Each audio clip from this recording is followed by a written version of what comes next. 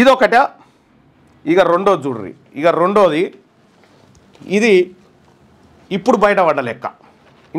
ఇంకొక రెడ్డి గారి కథ.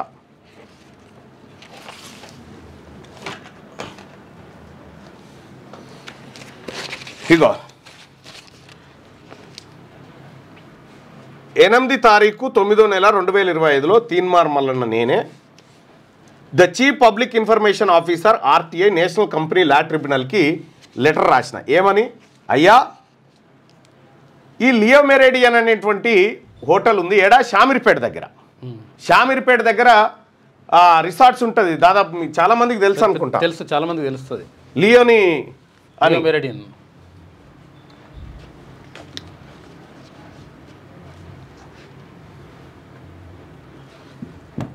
షామీర్పేట దగ్గర ఉంటుంది. దాదాపు ఇక రెండో కేసులోకి పోదాం. ఇది ఇంత మాఫా లియో మెరేడియన్ హోటల్స్ రిసార్ట్స్ అది. ఓకే, దీనికి వీళ్ళు బ్యాంకుల దగ్గర ఎంత తీసుకున్నారు, అసలు వీళ్ళకు మాఫీ ఎందుకు చేసిర్రు అనేది మొత్తం నేను ఆర్టీఐ ద్వారా అడిగితే ఇగో నేషనల్ లా ట్రిబ్యునల్ నుంచి నాకు వచ్చింది. సగం వివరాలు వచ్చినాయి, సగం రాలేదు. రాకపోతే ఇక నేను మళ్ళీ ఆ ట్రిబ్యునల్ నుంచి ఈ ఆర్డర్ కాపీ సంపాదించిన. మళ్ళీ ఎక్కడెక్కడ ఏ బ్యాంక్ ఎంత ఇచ్చింది, ఎవరెవరు ఉన్నారు, దీంట్లో ఏం కథ అనేది చెప్దాం. ఇక్కడ వీళ్ళు ఎంత అప్పు తీసుకున్నారు, మొత్తం ఎంత అప్పు తీసుకున్నది లియో మెరేడియన్, ఫస్ట్ వీనికి ఎంత అప్పు ఇచ్చిర్రు అనేది చూడాలి. ఈ లియో మెరేడియన్ అనేటువంటిది 180 ఎకరాల ప్రాజెక్ట్. ఇది ఏడా షామీర్పేట దగ్గర హోటల్స్ రిసార్ట్స్ అన్నీ ఉంటాయి. 180 ఎకరాలు. అక్కడ ఔటర్ రింగ్ రోడ్ పక్కనే ఎంత తక్కువలో వేసుకున్నా ఇది ఒక 10,000 కోట్ల రూపాయల ప్రాజెక్టు. 10,000 కోట్లు.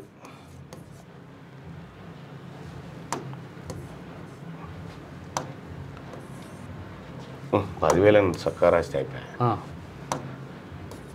10,000 కోట్ల రూపాయల విలువైన ప్రాజెక్టు.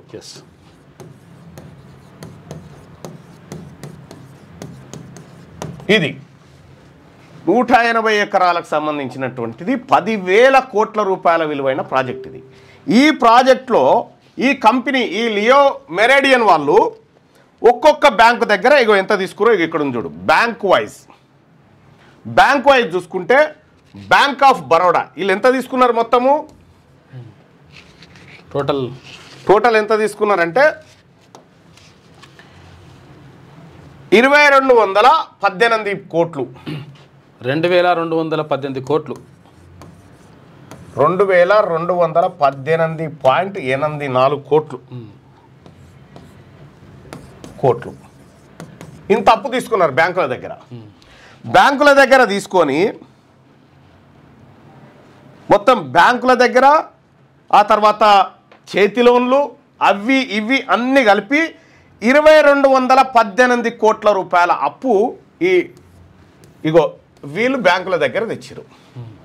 తెచ్చిన తర్వాత వీళ్లకు ఇందులో దాదాపుగా ఒక 444.34 కోట్లు ఏది గవర్నమెంట్ కట్టాల్సిన పన్నులు. గవర్నమెంట్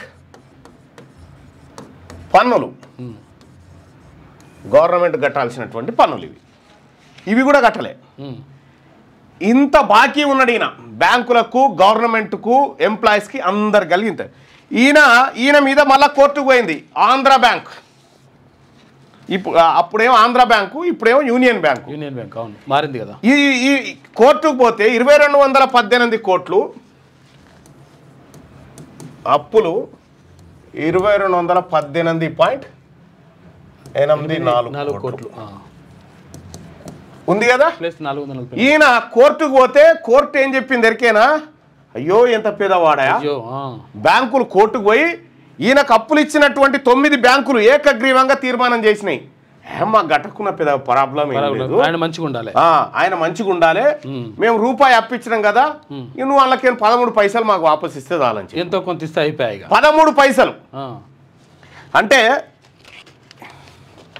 ఎంత విచిత్రమైనటువంటి కథ అంటే ఇది. ఇందులో ఈ 2218.84 కోట్లలో మాఫీ ఎంత చేసిన ఎరికేనా? మాఫీ ఎప్పుడు ఇది నిన్నయాలనే, ఈ కాంగ్రెస్ పార్టీ రెడ్డి ప్రభుత్వం వచ్చిన తర్వాత జరిగినటువంటి కార్యక్రమం. ఎన్నో ఏళ్ల కింద కాదు ఇది. 1981.84 కోట్లు మాఫీ. 2218 కోట్ల రూపాయల లోన్లోంచి 1981.84 కోట్ల రూపాయలను ఎన్సిఎల్టీ ఆర్డర్ తోటి మాఫీ చేయించుకురు. ఫైరవి మొత్తం ఫైరవి తోటి లంచాలు ఇచ్చుకుంటూ ఆలనీలను మేనేజ్ చేసుకుంటూ 1981 కోట్ల రూపాయలు మాఫీ చేసి దాదాపు 2000 కోట్లు. ఇక అందులో కూడా ఇందులో 444 కోట్లు ప్రభుత్వానికి కట్టాల్సిన పనులు.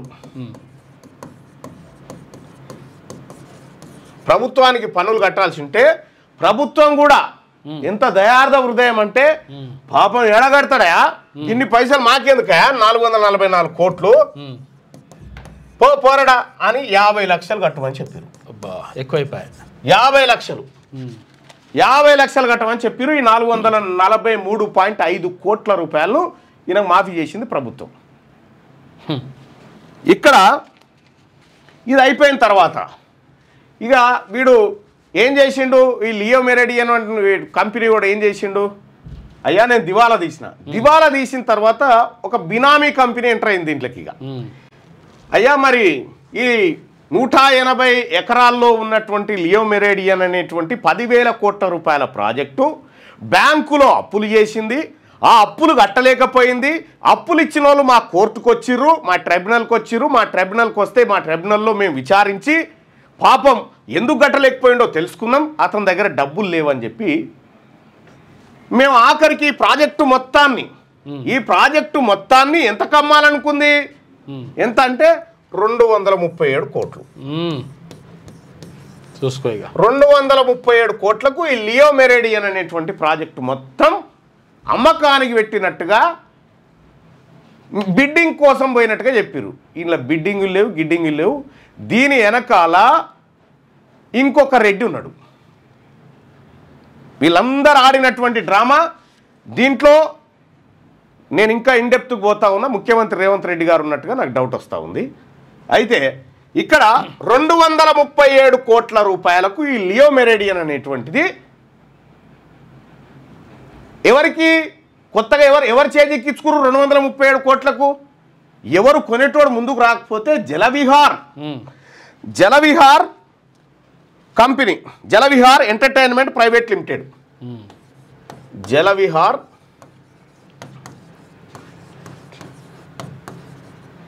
ఎంటర్టైన్మెంట్ ప్రైవేట్ లిమిటెడ్, ఈ కంపెనీ వాళ్ళు ముందుకొచ్చి మేము కొంటాం అని ముందుకొస్తే, అయితే వీళ్ళు కూడా ముందుకు రాలే, బాబు దీన్ని ఆదుకోండి ప్లీజ్ ఆదుకోండి అని అంటే ఈ కంపెనీ వాళ్ళు బిడ్డింగ్లో పాల్గొని 237 కోట్ల రూపాయలకు ఈ కంపెనీ చేజిక్కించుకుంటున్నారు. 10,000 కోట్ల రూపాయల విలువైన కంపెనీ వీళ్ళు చేజిక్కించుకుంటారు.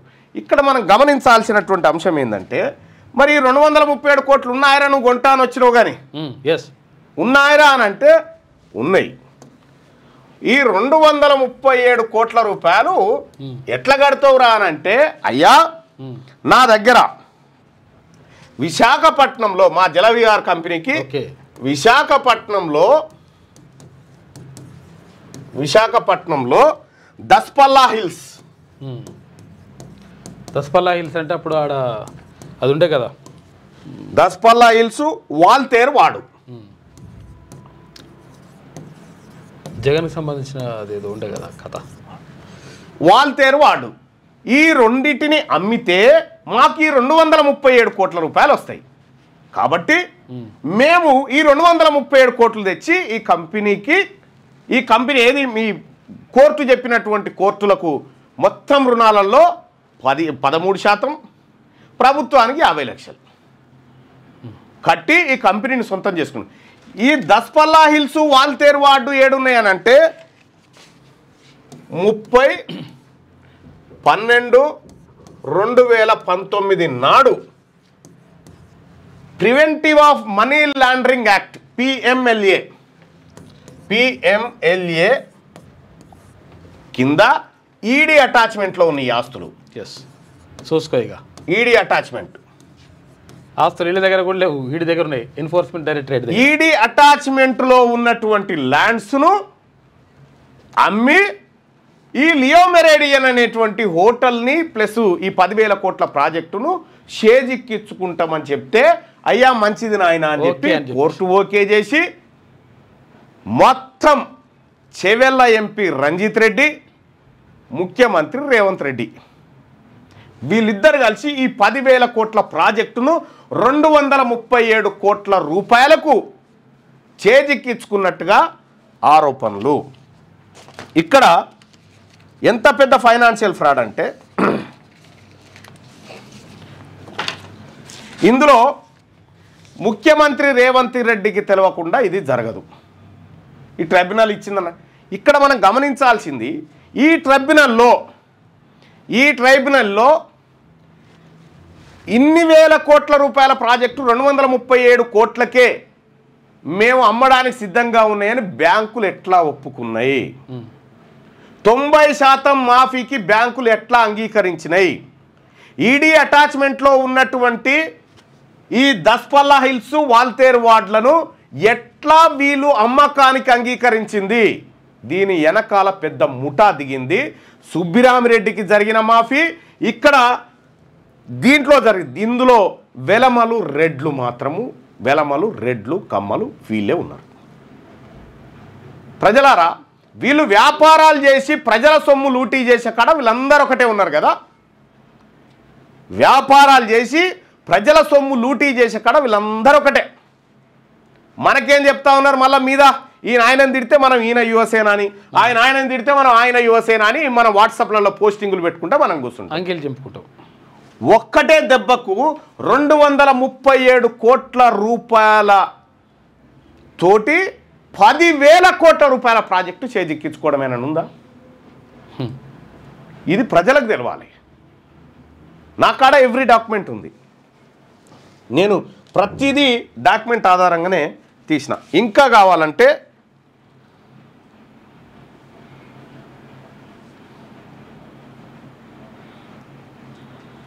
ఇందులో అసలు ఎవరు మేనేజ్ చేస్తూ ఉన్నారు, ఎట్లా మేనేజ్ అవుతూ ఉంది, ఎట్లా ఈ ప్రజల సొమ్ము మేబీ బ్యాంకులలో ఉన్న ప్రజాధనము ప్లస్ ప్రభుత్వానికి రావాల్సినటువంటి పన్నులు ఈ 444 కోట్ల రూపాయలు ప్రభుత్వానికి పన్నులు ఉన్నాయి కదా.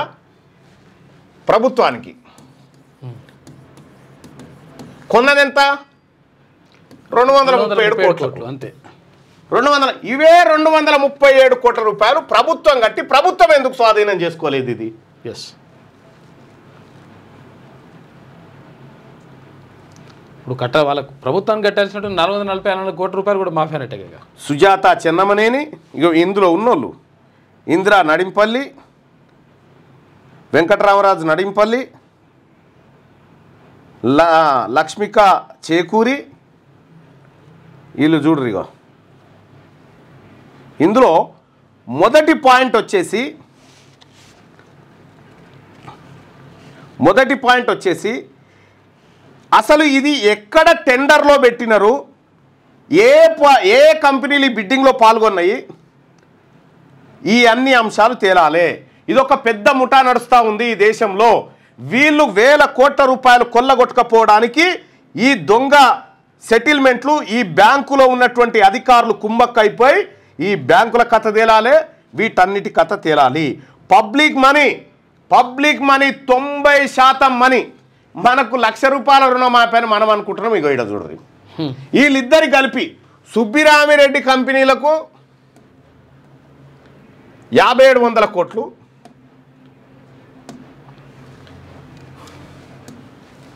గాయత్రి గాయత్రికి 5,700 కోట్లు, లియోకి 1981 కోట్లు. 1981 కోట్లు. $7,681 కోట్లు ఈ రెండు కంపెనీలకు మాఫీ చేశారు. ఈ సొమ్ము ఎవరు? 7,681 కోట్లు. మొన్న చేసినటువంటి రైతు రుణమాఫీ ఉందా, ఆ రుణమాఫీ పైసలతో సమానం.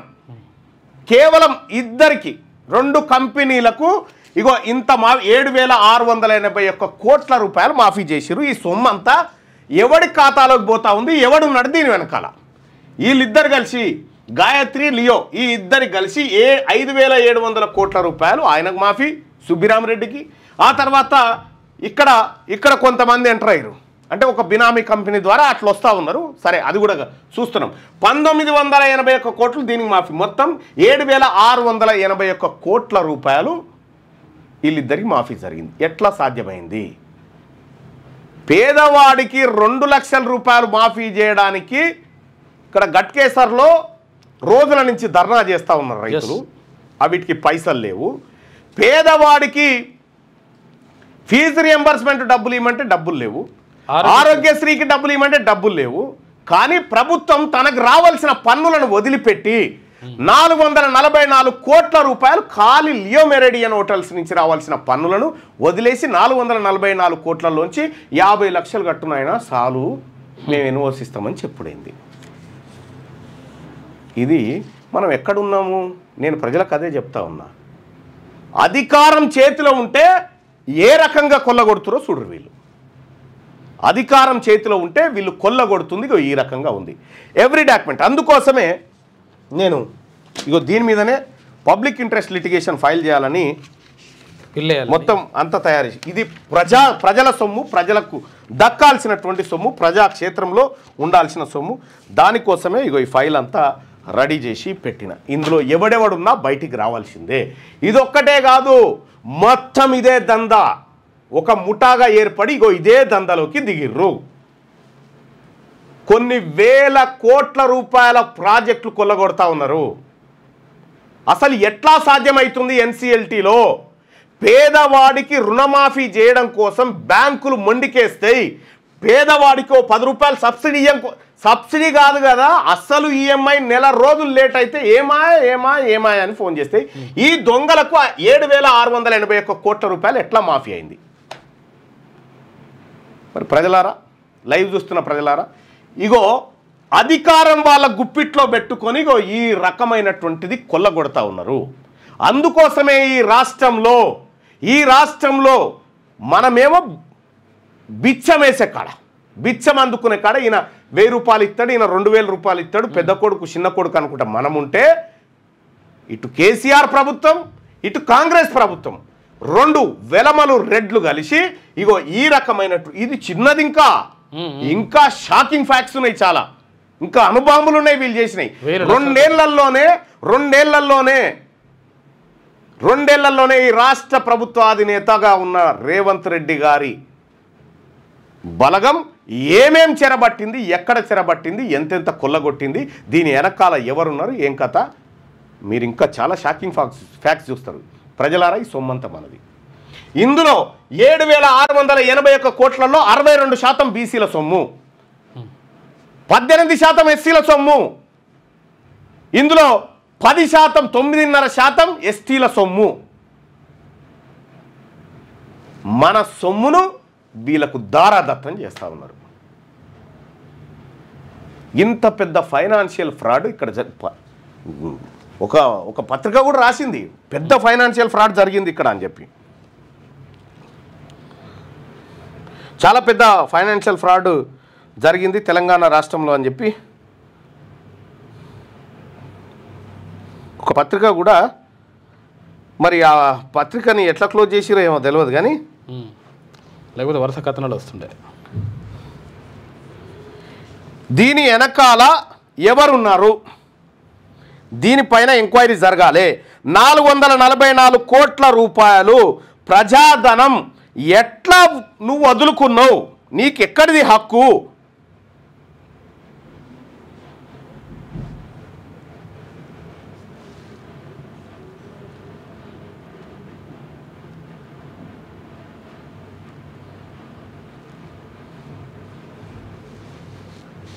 ఇగో huge financial scam involving former MP Ranjith Reddy. ఇది ఇతర పక్షాలు కూడా ఆరోపణ చేస్తూ ఉన్నాయి ఇదే మాట. సారీ, అది 327 కోట్లకు 237 అని చెప్పాడు కదా, 327 కోట్లు.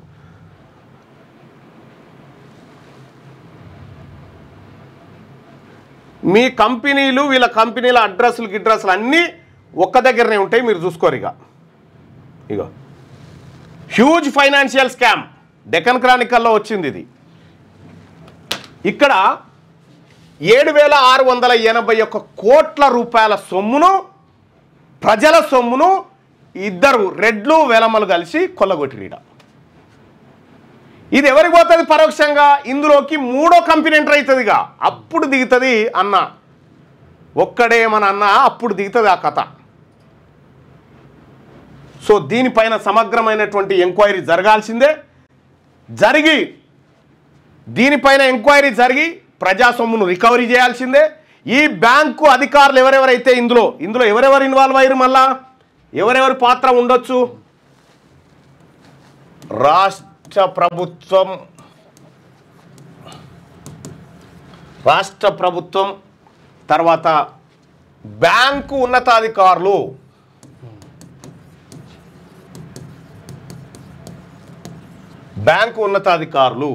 తర్వాత ఎన్సిఎల్టి, వీళ్ళు ఇంతమంది కలిసి మొత్తం వీళ్ళంతా వీళ్ళే ఉంటారు. మీరు చెక్ చేసుకోరు, మళ్ళా వీళ్ళే ఈ అప్పర్ క్యాస్ట్ వాళ్ళే ఉండి ఇవ్వని కాడు నీకింత నాకింత అని పంచుకొని తిన్నారన్నట్టు. ఈ రకంగా కొల్లగొట్టిర్రు. దీన్ని తేల్చాల్సిందే.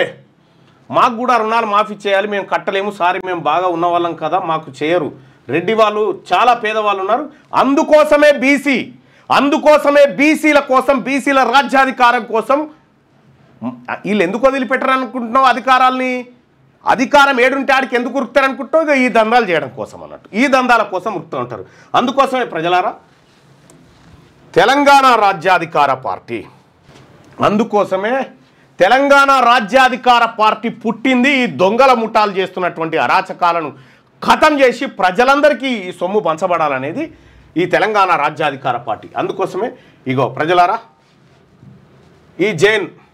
ఈ తెలంగాణ రాజ్యాధికార పార్టీ ఏదైతే ఉందో దీంట్లో ఇప్పటికీ కొన్ని తండోపతండాలుగా ఆన్లైన్లో ఈ పార్టీలో చేరుతా ఉన్నారు. చేరే వాళ్ళందరికీ కూడా శుభాకాంక్షలు తెలియజేస్తూ, ఇగో ఇక్కడ ఉంటుంది చూడ్రి, హైదరాబాద్లో బిలియనర్స్ సీక్రెట్ ఇది, రెడ్డి ఇంజనీరింగ్ కాలేజెస్, తర్వాత హాస్పిటల్స్, కార్పొరేట్ మాఫియా, ఇవన్నీ కూడా దీంట్లోకి తీసుకురావడం జరిగింది. కొంతమంది దీన్ని తెలుగులో పెట్టమంటారు, తెలుగులో కూడా మేము చేస్తాం. అది కూడా